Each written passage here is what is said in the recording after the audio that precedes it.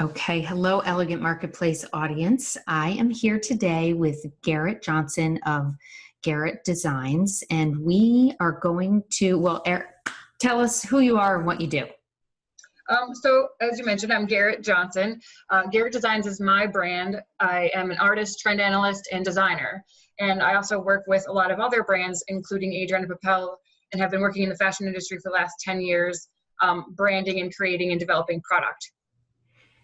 Okay, and so I'm sure people looking at me in this sweatshirt and hair in a ponytail are wondering how I came in contact with a young, beautiful fashionista brand person. And Garrett won a blogging contest that Andrew and I, or Elegant Marketplace, sponsored or contributed towards. And when I read the post, I was so blown away. It was designing for the future, and it was public spaces, specifically airports and transit. And it was so engaging and interesting. I said, I like really want to see if she'll chat with me and share a little bit about branding and storytelling and sort of like what she does with you. So Garrett and I have been back and forth a little bit, and we thought talking about branding and storytelling would be a really like masterclass on working with clients. And as a web designer, elevating your own business and brand by being able to get this information out of your clients and really showcasing what they do. Definitely, and especially online. It's been so important to be able to develop brand message online because that's usually our first encounter with a brand. Right. These days. Okay. So I was a speaker at Boston WordCamp a couple of years ago, and all of a sudden it was storytelling and your avatar. And I thought, okay, is this like the latest thing? But I think it's storytelling has been around forever. Yeah. Okay. So give us. But they are treating it like it's a buzzword, like it's something new that we've never thought of before, right? Right, like storytelling is having a moment. Yeah. Yeah. But it's really been a part of our culture from, ancient times. It's how we connect with people. It's how we remember. It's how we remember how to act. It's how we educate each other. Right. So it's really not new, but I guess it's something that is new in the digital realm. Right. And so, why do you think do you think people like forgot about it, or do you think we need to relearn or learn how to tell a story in a digital way? Yeah, I think it's that we now have so much technology digitally, and that's developing into virtual reality. And it's such a robust technology now that we can tell stories, and we're combining those with visuals. We're combining that with animation, video, maybe even holographically eventually. And so because we have access to that now, we can really tell something special and really make that an experience that we've never been able to do before. If you remember making GeoCities websites back in the 90s, and we were so excited to even be able to have music and text, Yeah. Some people will remember that, some won't. But yeah, we've gotten so much more capable of being human digitally and physically that we're bringing that into the digital realm, which I think is why it's so much more significant now. Yeah. So some people feel like paralyzed. And I guess this is an age-old problem also, because even if you're like around the dinner table as a family, some family members are really funny and engaging and can talk about sitting at the lunch table and it's hilarious. And other people are sort of, my day was fine. Yeah, what do introverts do with the internet? Yeah, exactly. But so can you give us some like 101 for just getting started of telling a story, how to ask the questions, engage, set it up, like where do you even start? Totally. Well, there I feel like the best place to start is always how we feel about what we're trying to do. So whether you're building a website for a client, or you are building a website for yourself, or you are the client building the website, it's the emotional aspect of why you're doing what you're doing. It's, what does this product do to help people? What does this service do to help people? Why do you want to help people? How does this make people's lives better? Or even start with, and just writing, endlessly writing, because a lot of it isn't going to be used, but it helps you clarify the why. So just writing about why is this special? Why is this worth talking about? Why does it excite you? And once you understand that, it kind of starts to flow more easily and quickly, asking yourself, what is so exciting about what I'm trying to do here? Like with me in artwork, I love creating spaces that people love to be in, whether it's at home or in the store or in public spaces. It should be inspiring. It should be an experience. So tell us just a little bit about that part of your business, because it's very interesting. Mm-hmm. Well, I love experiential spaces. I love walking into a space that is delightful, that leads you through ideas. Like even in Disney World, when you're standing in line for a ride and you're anticipating that ride, it can take you an hour and a half to get to that ride. And they pull you through this avenue where they've planned out every turn and every visual stimulation, even music and fragrance and whatever, that delights you and kind of whets that palate for when you're going to get into Peter Pan's magical flight. And so it's still, it's that kind of experience. It's that keeping you in the story, keeping you engaged, not allowing you to be bored. I love that even in a hospital waiting room, even, when you're getting your nails done, if it's a space that really expresses an idea and the kinds of people that you go there to see, that's everything. So I get really excited about that. Right. So let's just talk about that for a second. In the physical space, it may seem really obvious. I'm an accountant and people are coming in, maybe they're anxious or they're really in a business mindset. And so you kind of want to lighten it up, but not be like so clinical. Right. Hospital waiting room. Like I have a lot of experience. Actually, this is probably, something that you would be really, really good at. 2 years ago at this time, I was going through chemotherapy for breast cancer. Oh man. And, people do it. It's just part of life. But Massachusetts General Hospital, where I was treated, have resident artists, and they every month or 3 weeks, brand new installations of art. Oh, that's amazing. Isn't it great? Yeah, I love that. Yeah. That's so cool. Yeah. So, getting back to digitally, like bringing what's new and inspiring, like don't be afraid to mix up your website and your presentation, right? Right. Absolutely not. And part of just the way your website feels and looks when they're using it either on a mobile or a touch screen or on the computer, the way when you click on a window and it opens up or something downloads, that can all be part of your brand message. That can all be the ease or the joy or the little icons and things. All of that tells your story. So being aware of those things too is still a part of that excellence, that feeling, that nuance that you want to convey. So even as a hospital, if the idea is care, if the idea is optimism and humanity, those things can also be communicated in not so obvious forms just by the function of your website. Okay. So going back to the digital storytelling, and you're writing things down about the why, like you need to, I guess, come back to center and remember like why these icons, why I'm not choosing hand-drawn icons when everything else is an like photo, right? Right. Mm-hmm. Remember to keep consistent. And if you are more of a physical space person, then take that with you online, right? Right, absolutely. Like there's a reason that waiting room, hopefully there's a reason that waiting room chose the chair you're sitting in or the colors of the wall, things all that will have an effect of how you feel when you walk into that waiting room. And if you're feeling sick, does that waiting room make you feel more sick? If you're going onto a website and you're overwhelmed with all these insurance papers and all these links and all these terms and policies and privacy, and you feel even more sick trying to fill that information out. If it's more intuitive, like here, these are the next 5 steps you need to take in order for us to be able to help you on your journey to healing. Well, that's easy. I can do that. Let's begin. Click. And then we go through step 1. I enter my personal information. Step 2. It makes it so much more easier and intuitive than feeling like there's something I might be missing. There's something I don't understand. And everything's done in lingo that I don't speak, Right. Okay.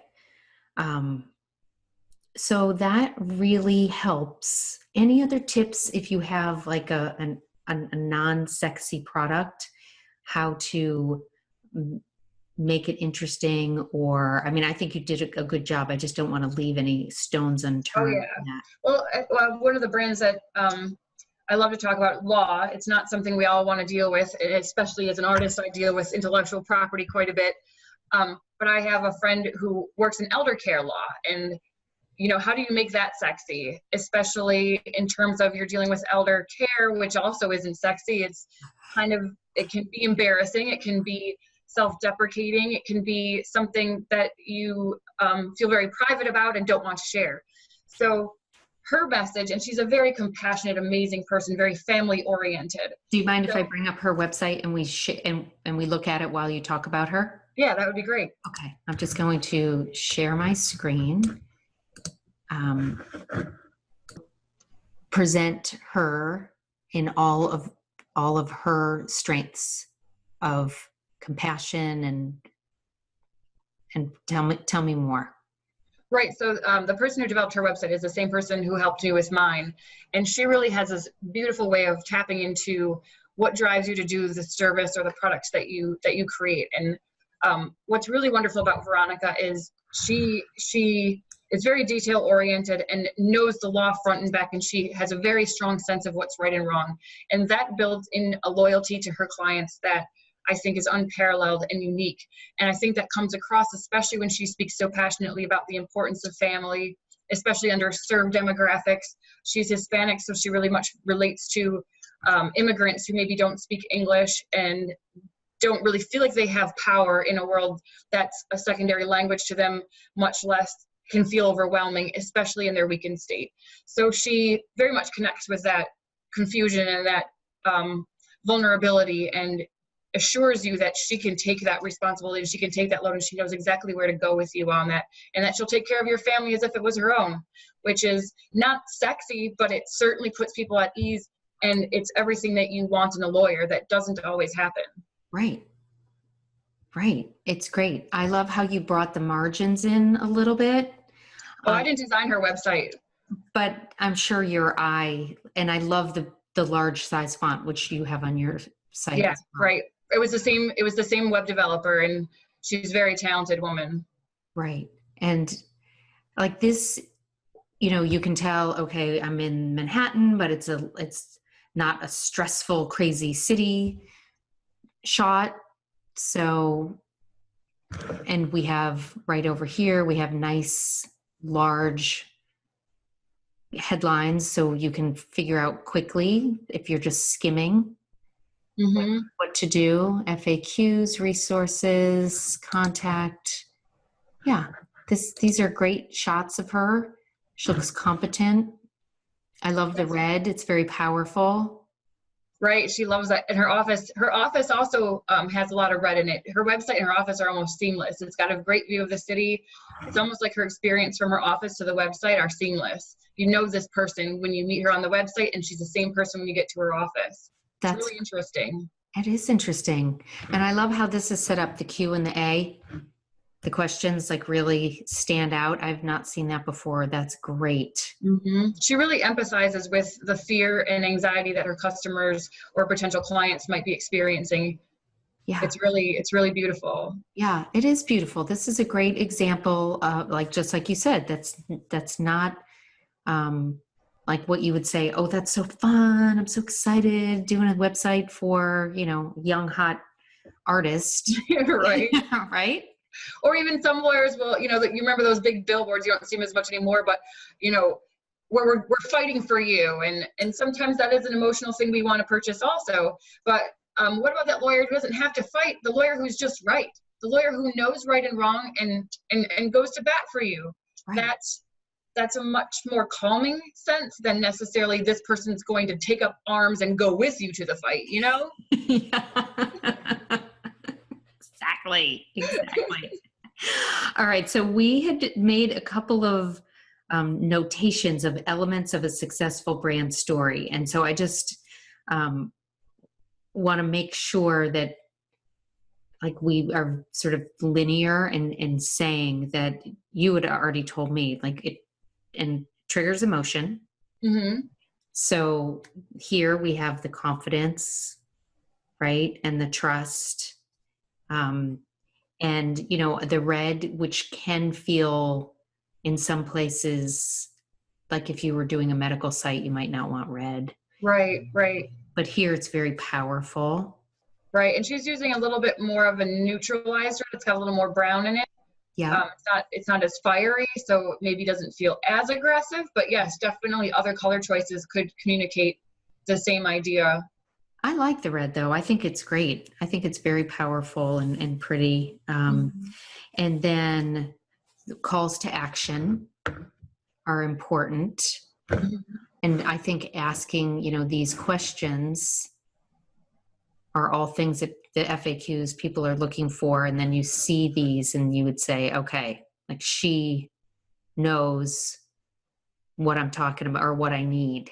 Right. It's really stepping into the shoes of the person who's going to come to your website and going, okay, what do they want to know first? Where are they going to go? How can I explain as quickly, easily, and humanely what I want them to know about me? They're also going to want to see pictures of you. I often have an issue with that too, is I don't like to put pictures of myself up, but people want to see who you are. We connect with faces. So that's really important to be able to put photographs of yourself and maybe even testimonials and clients that really identify and resonate, and that person can see themselves in that community. Right. Okay. So this is a little bit of a sidebar because I think pictures of yourself are so important.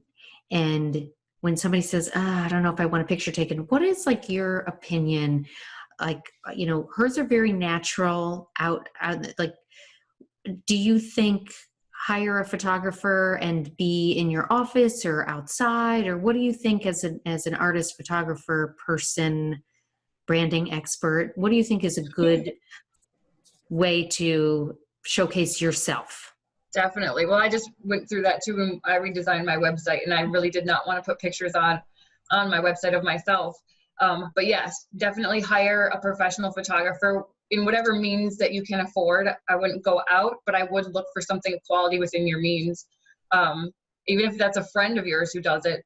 Because it is really important to have that quality image. We all think we can take some good pictures, but we just don't. A selfie with your phone is just not, we all know that's what that is, and it doesn't feel professional. With the wine glass cropped out. I've done that. Yeah. Or your boyfriend, or at somebody's wedding. Yeah, exactly.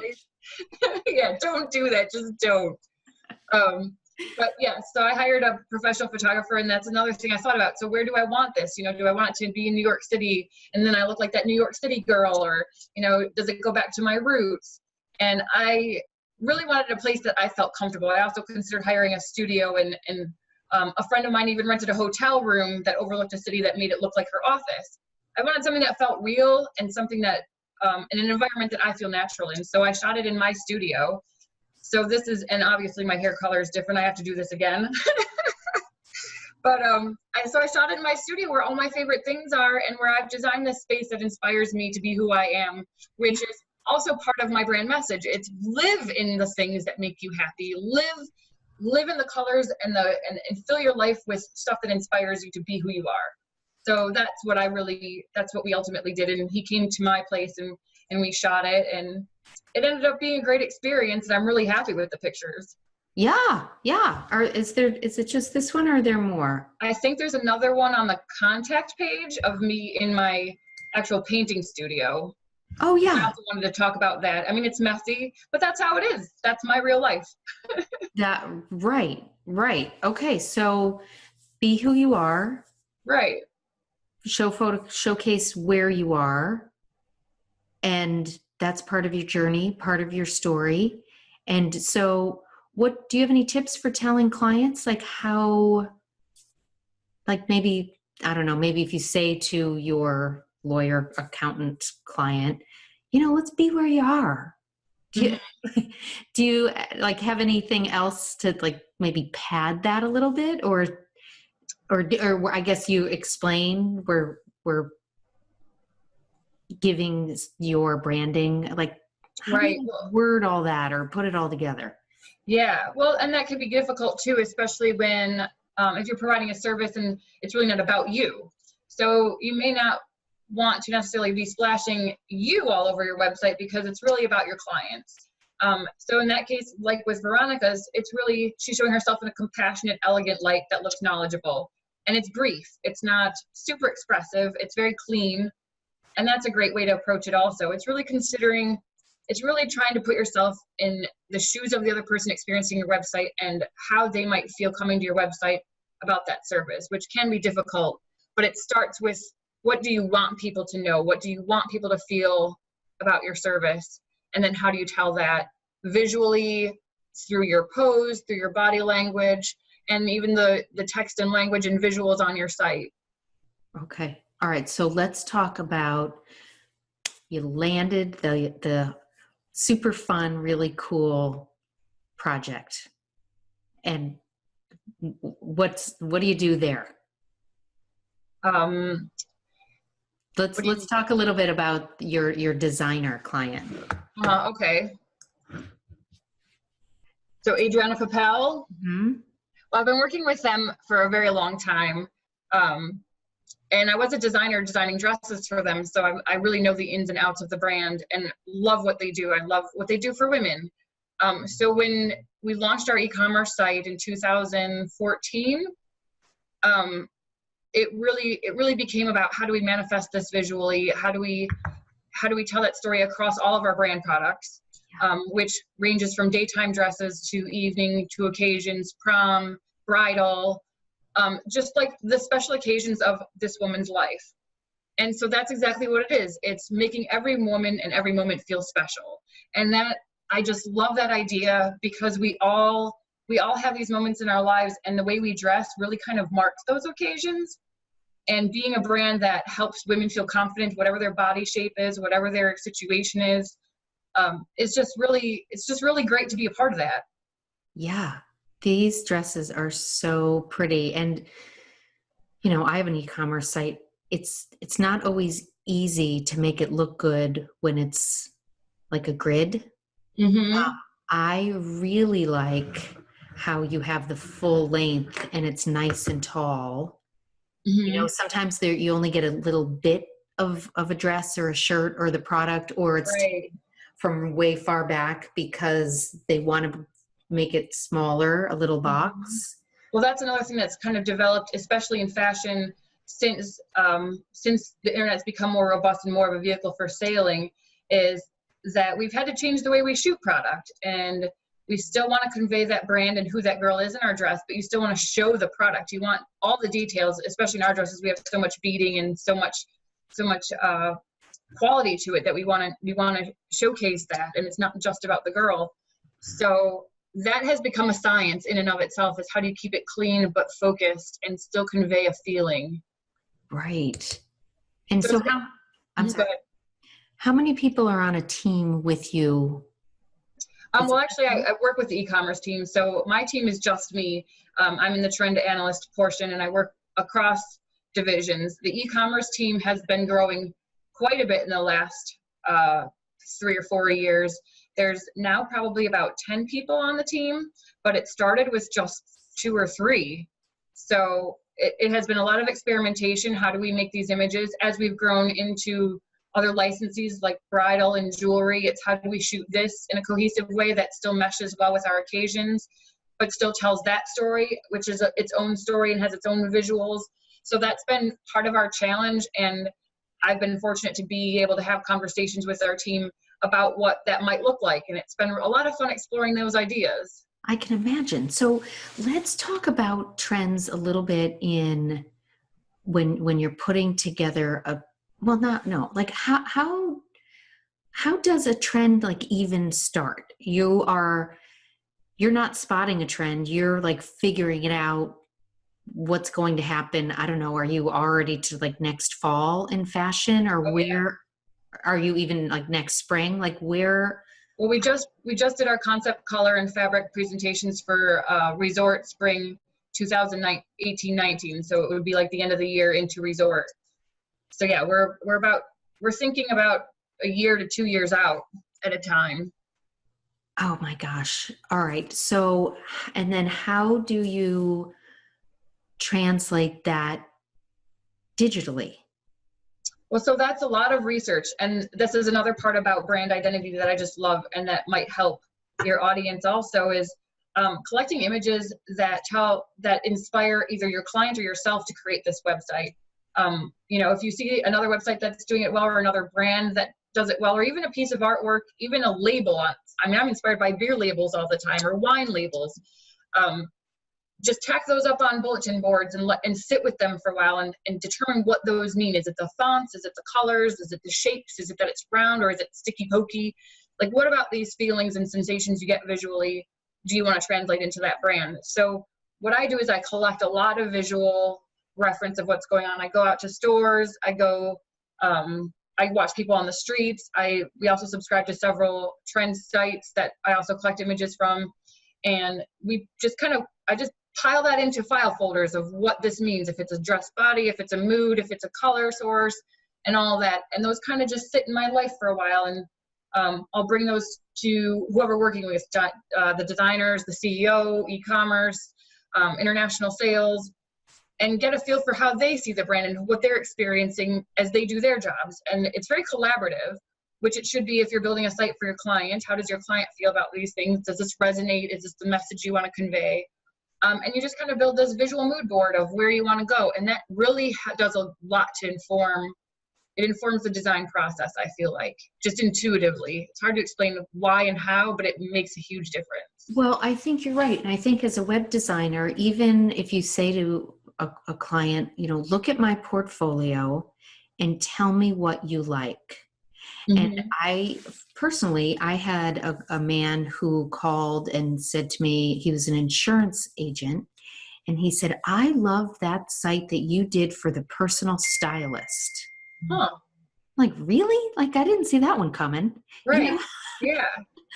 But we could make something similar, we could borrow elements for him, right? And you can drill down to what he's loving about that. That might be the core of that nuance to his message that makes him different in his realm. Right. Right. And so, as a web designer, you may want to put things on a Pinterest board, or you may want to just have your favorite sites sort of lined up. And then if a client calls who is in insurance, you can say, do you like these things? And it doesn't have to always be other insurance websites. And then you figure out, oh gosh, they really love, a checkerboard pattern, or they love the big hero slider image or whatever. And then definitely. And then you go from there. Yeah. Pinterest has been a huge friend of mine working with our various teams and even my own clients. It's quick and it's easy to exchange a link. And it's easy to, delete and add.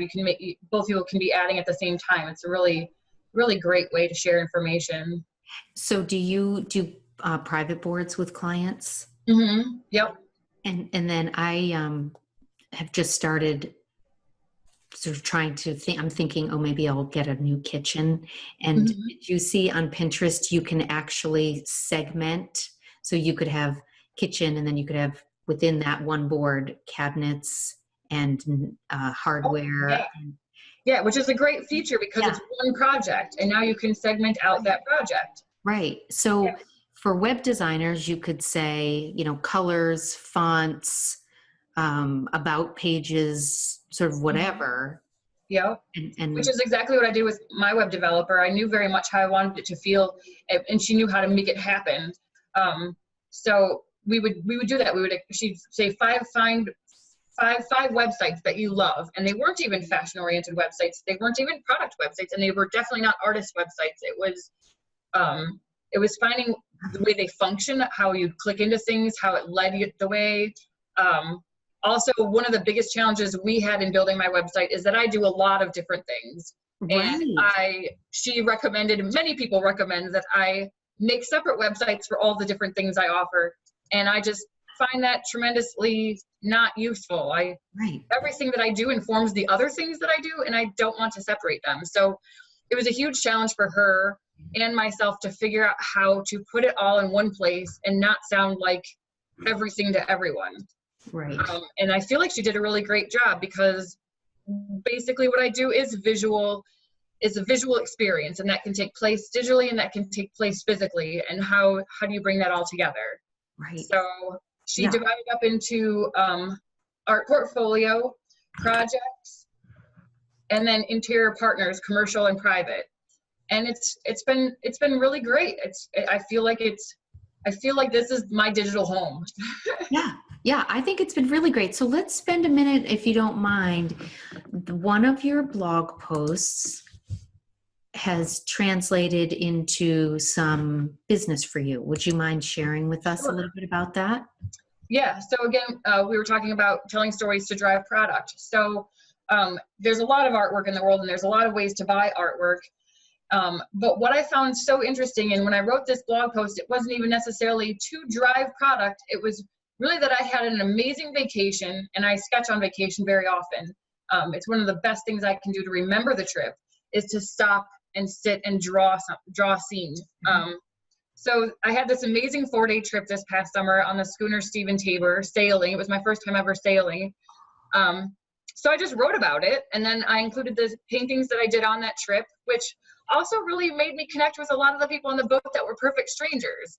It was just really brought people together. Everybody was able to connect around this creation of artwork and the expression of what we were all experiencing.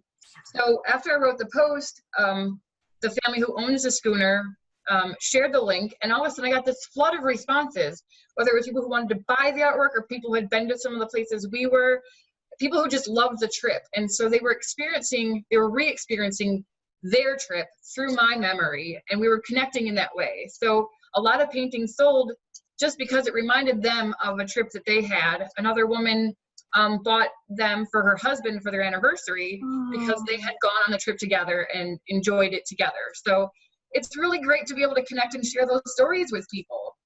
It's so great. It is so great. And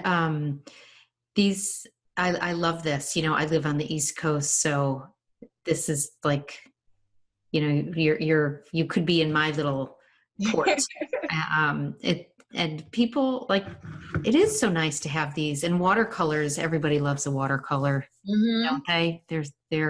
So let's talk a little bit about, I think you make your own luck, but it was really nice of the people that owned the boat to share your link with the other people that were on your trip. For sure. So and I think they shared it because we connected too, just on the trip. They're very hospitable, and just that it was just very emotional. And that's what I'm saying. It's that emotional resonance that we have in connecting with each other that really sells a brand. Right. So, but you know, we also have social media, and we have Twitter, and we have Facebook, and we have Instagram. And even though I wasn't on the trip, you know, my children sail in dinghies, and I live on the water, and any of these photos or paintings would be beautiful in my home or some of the people that I know. So let's talk a little bit about, if you don't mind, using social media, telling your brand story. Right. Yeah. So again, each platform has its own qualities and characteristics that really need to be leveraged. You can't really make up one post and then sell it across Twitter, Facebook, Instagram, Pinterest, Tumblr, or anything like that. It's really, they've all kind of got their own thing going on. So, do you mean like personality or just size of the image you're sharing? Well, both. Personality and also the audience. When people go onto Facebook, they want to connect with people they know. They want to have conversations. When people go on Instagram, they're looking more at visual inspiration. It's a little bit more of a personal experience and less about conversation, although you can leave comments. When people go on Twitter, they might be looking more for what's going on in the world, news-based information. They expect to go to another website through links. Right. And they're willing to leave the site to go check out a link. Facebook wants to keep you on Facebook, so it's not as likely a link is going to get shared as easily as maybe a really strong visual that starts a conversation. So it's really considering these nuances and how you can leverage both the algorithms on those platforms and what is the audience going there for, and how do you give them that through your brand message. And so what do you say, let's say somebody says to you, I'm the elder care attorney, should I be on Facebook? Ah, interesting. Like, I think you should be everywhere as long as you can manage it. right. Yeah. But it can be overwhelming, and you can start slowly. Start on a platform that feels natural and intuitive to you, build on that, Yeah. and then move along as needed. You don't have to be everywhere, and certainly not everywhere is going to be as effective. I have a friend who is a custom engagement ring designer, and you would think that her best platform would be Pinterest, but actually she sells a lot through Instagram. And it's really amazing also this through Instagram. And then second most way of selling is word of mouth. So her customers come to her through her visual storytelling. She takes great photographs, and then they're so delighted with the experience as she teaches them all the steps to picking a good diamond, to the proper materials, to the available designs. She holds your hand through the whole process, and they're so impressed with that experience, because that can feel overwhelming and like you're spending too much money and getting ripped off. And then you still have to pay for the wedding. Yeah. So, and they've referred their friends. She just gets so much word of mouth business, and it's been predominantly through Instagram. She's also on Facebook. She's on everything else, but Instagram has been where she focuses and has found the most success, which is incredible. It is incredible. It is incredible. And I say to people, you kind of, first of all, always claim, this is like my teaching moment, always claim your name on every platform. Even if you decide Twitter's not for you, you want to own Garrett Designs. Absolutely. On Twitter, right? That's definitely a good idea. Even if you don't use it, build that password and everything, and make sure you own those domains and similar domains. Right. So that's a must. And then, try it. If you, like you say, if Instagram feels good for you naturally as a user, it'll probably be easier for you to remember to post once a day or totally. Right. Totally. And I forgot what I was going to say there. Because I never stop talking. No. It's been so engaging talking with you. I feel like we could have coffee. And experimentation, that was what it was. A lot of people are intimidated, like, what if I do say the wrong thing or do the wrong thing, or if it's embarrassing, or, they're so anxious about these posts. Realize that our lives have sped up tremendously because of social. It may be there in a minute and people might scoff at it, but 5 seconds later, they've already been inundated with 500 other ideas that they've completely forgot that they laughed at you and thought you were a fool. So just move on. It's really test, learn, fail, learn, win kind of thing. It's not a big deal. I'm so thankful to you for saying that. And if you don't sometimes push a few buttons, you could get lost in the humdrum. Absolutely. And I mean, it's so easy to get lost. It's really just about being persistent and A/B testing and just putting it out there and seeing what happens. Throw spaghetti at the wall and see what sticks, because in 5 minutes, nobody's going to remember you said something totally stupid or that you pressed send before spell checking, which I do all the time. I know. I do too. That's like, oh. What is your favorite platform, say, for the fashion? For fashion. Well, I love Instagram for just about everything. You have a good Instagram, so people, I like Instagram a lot. I've definitely. Thanks. Yeah, it's just so visual, and I can sift through it and not be interrupted by how people react or conversations, and I can curate it. So it's consistently about art and design. Whereas Facebook, I get food, I get babies, I get sad stories, I get deaths, I get everything. And this allows me to curate what I want to deal with right now. So, and what I want to talk about. So that I like. But Facebook is also good too when you really want to connect with people and you really want to have a conversation. When you want to throw out there, I've been reading some great books. What have you all been reading? Because I'm looking for something on this topic. Right. You get hive mind. Then you get 600 people who have already read books that you don't have to bother now. Right. You know? Yes, I think Facebook is great for that. How do you feel if somebody is new to social media? Do you think that like the ship has sailed on Facebook because of the algorithms, or you think give it a try? Yeah, I think always give it a try, because algorithms are always changing.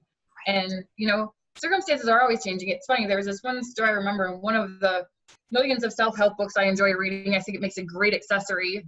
But it was this mouse falls into a hole and he's trapped in the hole for days and days and days and becomes feeling despaired and helpless. Well, it rains and it fills up with water and he floats and gets out. Circumstances are always changing. The algorithms could shift in your favor any day. They could shift out of your favor, but keep trying. Allocate some money to boosting those posts. Find other people to help you push things. Right. Your brand ambassadors, your evangelists. Yeah. Yeah. It's your about mom. being creative. Yeah. Right. Well, even on eBay, like my fiance, he works in the toy industry, and when he is selling an auction on a valuable toy and he starts it low so that people find it, but if it doesn't sell at the price he wants it, he gets his friend to bid on it, and then it shoots it out of the price perspective, so then that person wins, then he can put it back up later and try again.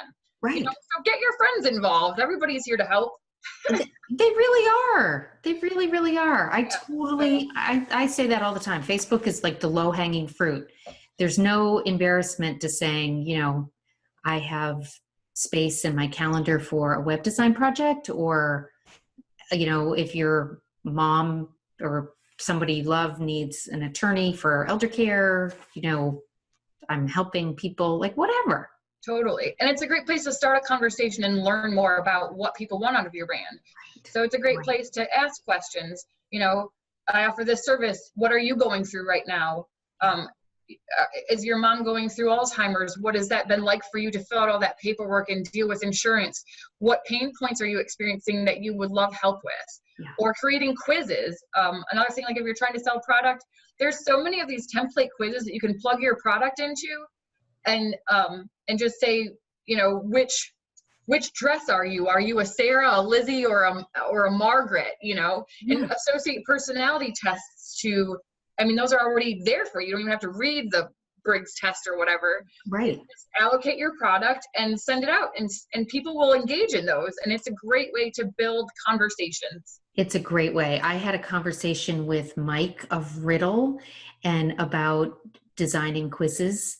Mm-hmm. And it really, it's kind of it could be very scientific, people only like to answer this many questions, blah, blah, blah, blah.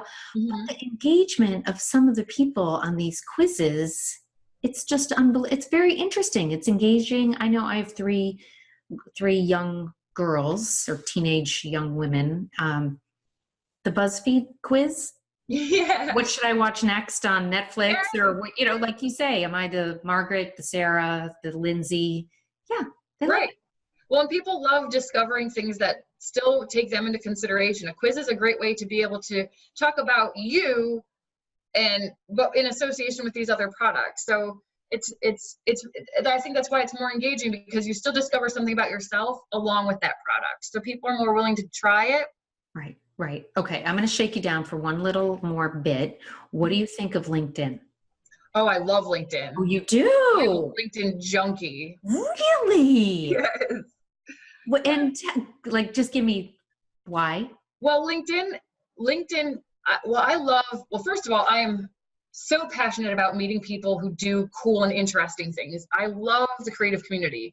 So LinkedIn has been a way for me since I've moved to New York, to be able to find the people I most admire in the world who are doing something interesting. When I read an article about somebody who's doing something really cool, I find them on LinkedIn and I send them a message, and we become friends. Sometimes we collaborate. Sometimes I get a job. Sometimes we just meet for coffee.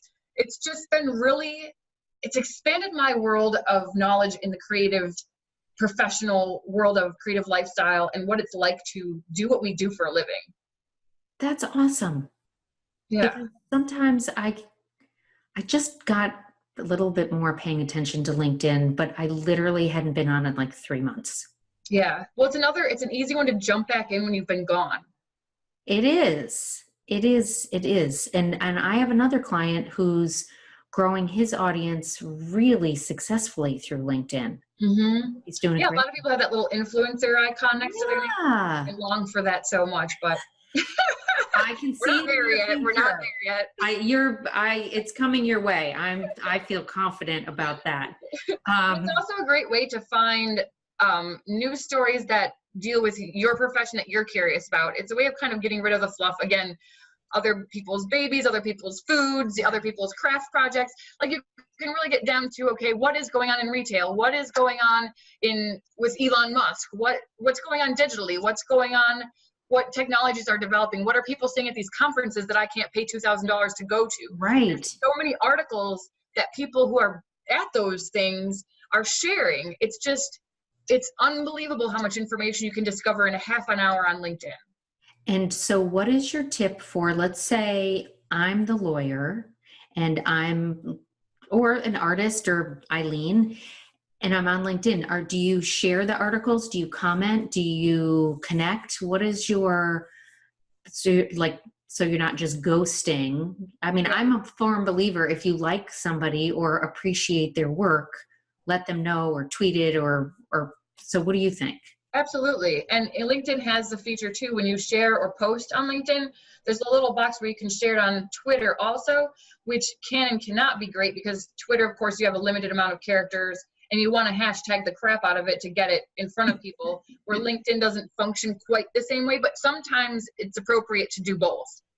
But yes, commenting on other people's posts, sharing other posts, finding articles. Like I love to subscribe to stuff like Design Taxi and Mashable and NoPo, because it's like Wait, when you say NoPo, do you mean non-political news? Yes, that's the one that you referred me to. Oh, you did? Okay, I was just saying, did you know that's my...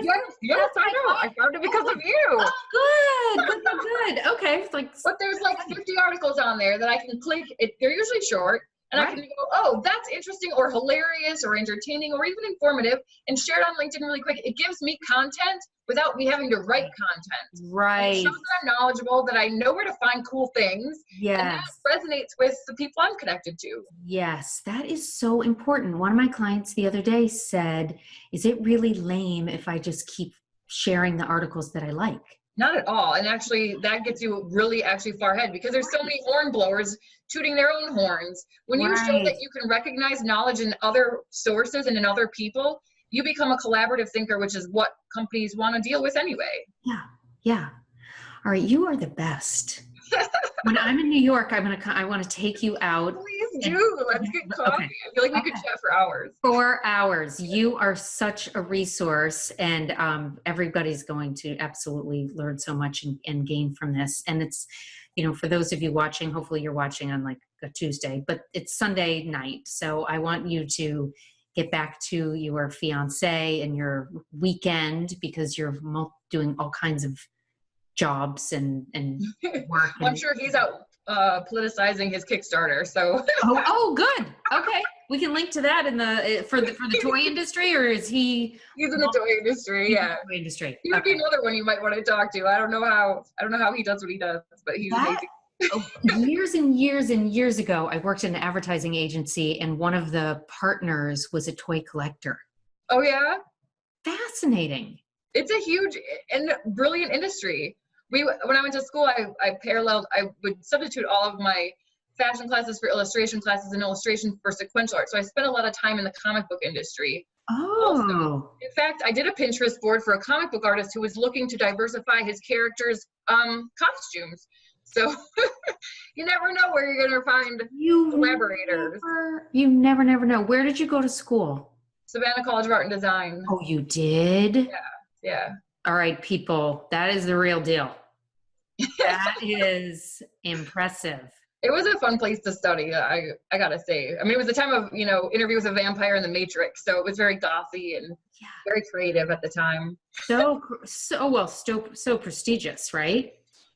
I love Savannah. I didn't know that it was when I went, but I mean, I hear that now. I mean, I was just like, wow, there's other crazy art people here. Yeah. Oh, you should be. Yeah, that's a real badge of pride, of honor. That's awesome education. Good for you. It was a great school. Yeah. But I shingled a lot of roofs to pay for it. I think that's another conversation for another day, but good for you. Totally. All right. Garrett, thank you so much for your time. Thank you. It was so great talking with you. So great talking with you. I appreciate it.